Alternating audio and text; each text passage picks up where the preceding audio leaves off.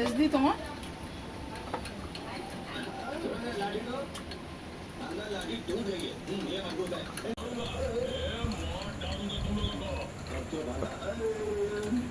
বন্ধুরা দেখো আমরা খেতে বসে গেছি, আর আজকে আমি বানিয়েছি দেখো দই কাতলা। তো রেসিপিটা দেখবে তো তোমরা, চলো আগে রেসিপিটা দেখে নাও কীভাবে বানিয়েছি। দেখো প্রথমেই তেল গরম হয়ে গেছে। আর বন্ধুরা যেহেতু আমি আজকে বানাবো দই কাতলা, দেখো এখানে নিয়েছি কাতলা মাছ, ভালো করে আমি নুন হলুদ মাখিয়ে নিয়েছি, দেখতে পাচ্ছ। এবারে আমার এখানে তেল গরম হয়ে গেছে, আমি কাতলা মাছগুলোকে ভালো করে ভেজে নেব। বন্ধুরা এবার আমি এই পেঁয়াজটাকে ভালো করে পেস্ট করে নেব। দেখো এখানে আমি আরেকটা পেস্ট করে নেব। এখানে দেখো পামকিন সিড রয়েছে আর রয়েছে সাদা তিল, আর আমি এর মধ্যে দিয়ে দেবো এই 1 চামচ মৌরি, আর দেবো দেখো এই 4-5টা কাঁচা লঙ্কা। মাছ দেখো আমার কড়া করে ভাজা হয়ে গেছে।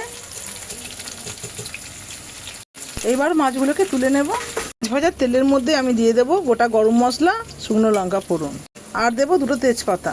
এবারে এর মধ্যে দিয়ে দেবো আমি পেঁয়াজের পেস্টটা। পেঁয়াজের পেস্ট দিয়ে ভালো করে কষাতে হবে। এটা ভাজা ভাজা হয়ে গেছে, এবার আমি আদা রসুনের পেস্টটা দিয়ে দেবো। এইবার ভালো করে আরও কষাতে হবে। এইবারে আমি যে আরও একটা পেস্ট করে রেখেছিলাম সেই পেস্টটা এর মধ্যে দিয়ে দেব। এটাকে একটু ভালো করে কষাতে হবে। বন্ধুরা সবসময় তো কাজু বাদাম দিয়ে করি, আজকে আমি একটু নতুন ট্রাই করলাম। এবারে এই মশলার মধ্যে দিয়ে দেবো 1/2 চামচ জিরে, 1/2 চামচ ধনে গুঁড়ো। এবারে আরও 2-3 মিনিট এটাকে কষাতে হবে। এইবারে দিয়ে দেবো পরিমাণ মতো নুন।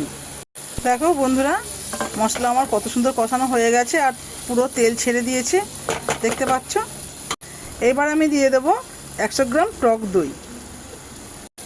টক দইটা দেবার পরে হালকা আঁচে ভালো করে এটাকে কষাতে হবে, যাতে দইটা কেটে না যায়। একদম হালকা আঁচে সুন্দর করে কষাতে হবে। যেহেতু টক দই দেওয়া হয়েছে, তো একটু ব্যালেন্স আনার জন্য অল্প একটু চিনি দিলাম।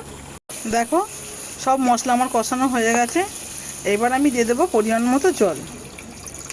এইবার দিয়ে দেবো মাছ। দেখো বন্ধুরা আমার দই কাতলা একদম রেডি। এবার আমি দিয়ে দেবো কাঁচা লঙ্কা চিড়ে 2টো দিয়ে দেবো ওপর থেকে একটু কাসুরি মেথি। এবার আমি গ্যাসটা অফ করে দেব। দেখো দই কাতলা রেডি।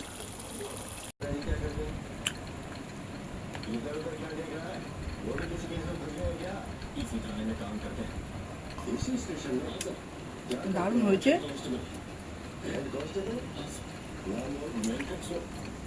তোমরা এভাবে বানাবে, আর ভিডিও ভালো লাগলে লাইক কমেন্ট শেয়ার অবশ্যই করবে।